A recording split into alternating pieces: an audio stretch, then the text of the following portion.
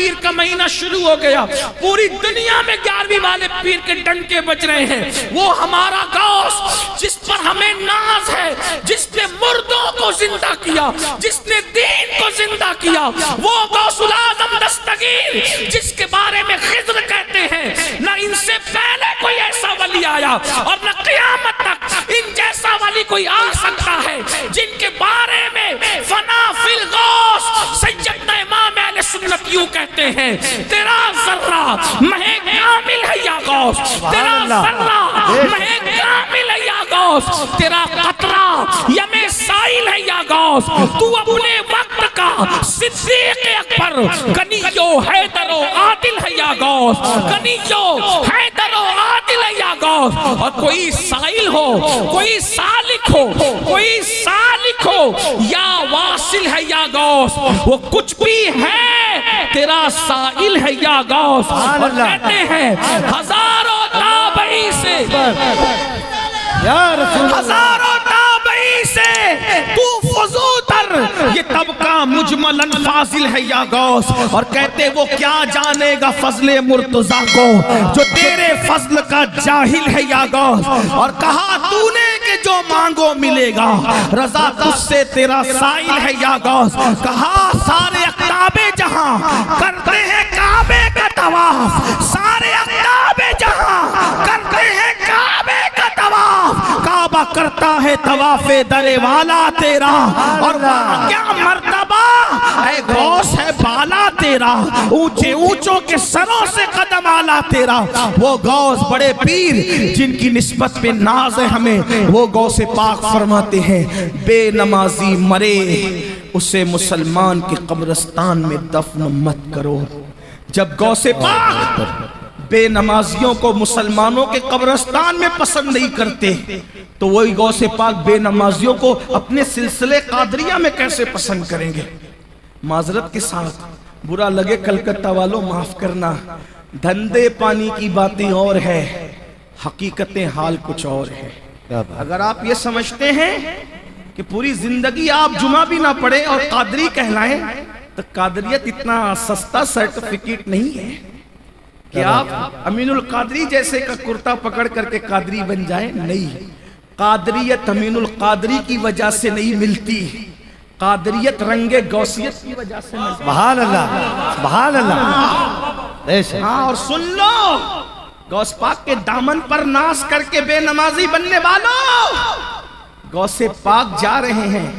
مجھے کئی عنوانات دیے گئے، میں سوچتا ہوں کہ سمیٹتا چلوں تاکہ لوگوں کا دل نہ دکھے۔ میں لوگوں سے یہ بھی کہتا ہوں کہ میرا حال تو لوگوں نے شاعروں کی طرح کر دیا کہ یہ غزل بھی پڑھنا، یہ بھی پڑھنا، یہ بھی پڑھنا۔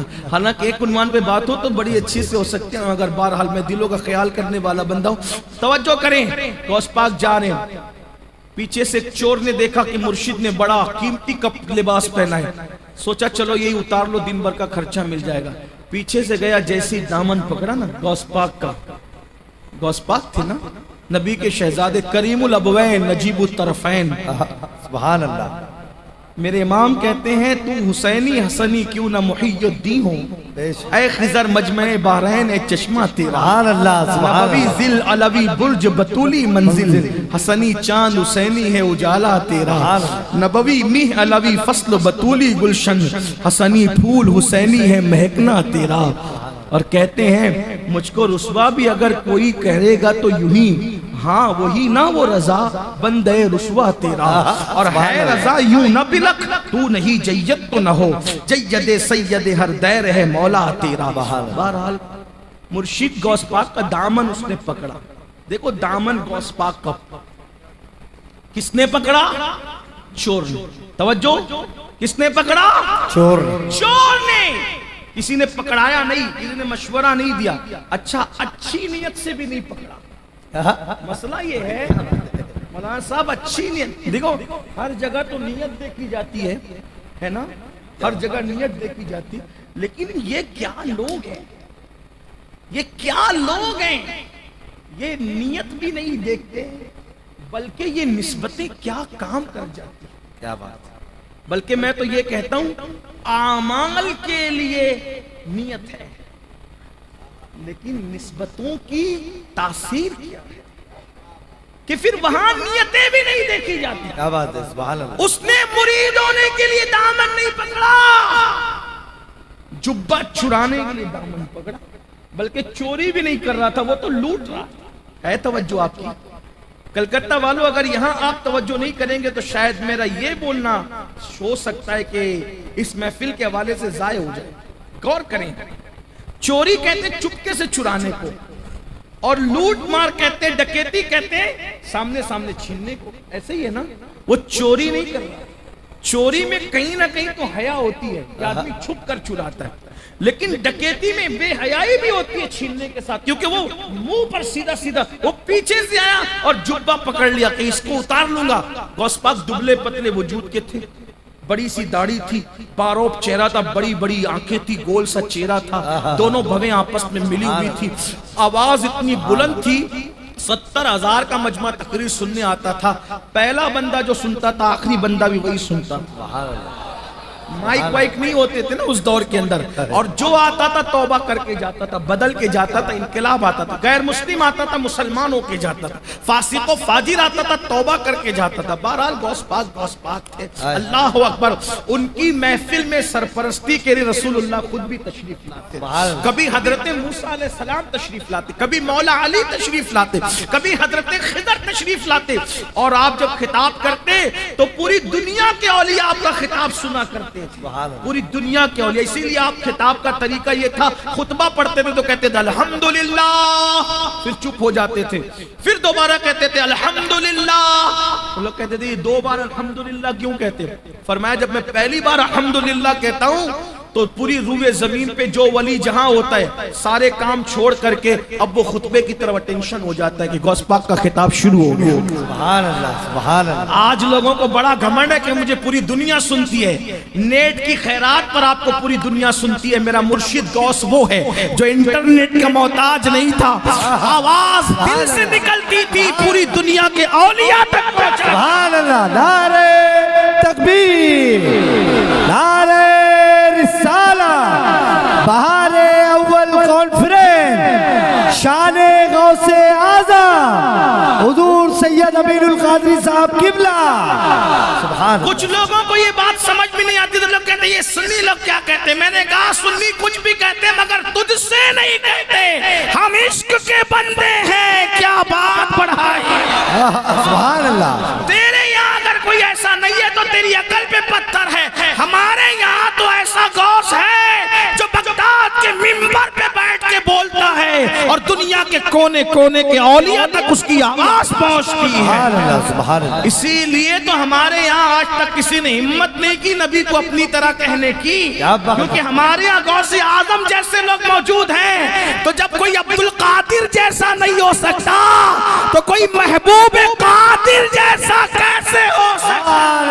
سبحان اللہ. اسی لیے لوگوں کے عبدالقادر جیسا ولی نہیں ہے, اسی لیے لوگوں کے لیے مسئلہ ہے. ورنہ ہمارا غوث ہے. واللہ کیا شان ہے. غوث پاک فرماتے مجھے کسی پہ قیاس نہیں کرنا, کسی کو مجھ پہ قیاس نہیں کرنا, میں اللہ کے رازوں میں سے ایک راز بن کر کے آیا. بات دور نکلتی ہے, کیا کر رہا تھا وہ؟ لوٹ رہا تھا غوث پاک کو, لیکن اخلاق دیکھیں, لوٹنے والے کو نواز دیا. اس نے پیچھے سے دامن پکڑا, اور دامن پکڑ کر جیسے ہی لباس اتارنا چاہا, چھیننا چاہا, مرشد غوث پاک کی نظریں اٹھی اور اپنے یار سے کہا مولا عبدالقادر کا دامن پکڑا ہے. عبدالقادر کا دامن پکڑا ہے, اب قیامت تک چھوٹنے نہ پائے. سبحان اللہ, سبحان اللہ. بدنیتی سے پکڑا تھا, بدنیتی سے پکڑنے والا بدنیت تھا, جس کا پکڑا تھا اس کے حسن نیت کی کوئی مثال ہی نہیں. سبحان اللہ. بس کہہ دیا قیامت تک چھوٹنے نہ پائے. اسی وقت اس کا دل بدل گیا, اور دل بدلا تو کیا بنا وہ بھی اپنے زمانے کا قطب بن گیا.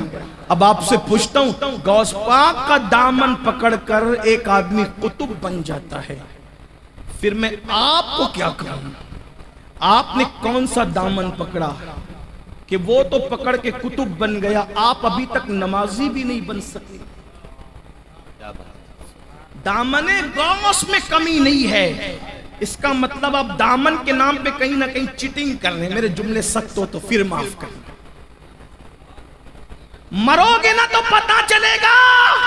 غوث پاک کا دامن نہیں تھا، وہ تو چیٹنگ کر رہا تھا دامن کے نام پہ. دامن تو سود کے گناہ کا تھا، دامن تو عورتوں کی محبت کا تھا، دامن تو زنا کا بھوت کا تھا. وہ جو زنا کا بھوت، گندی فلموں کا بھوت یہ تھا.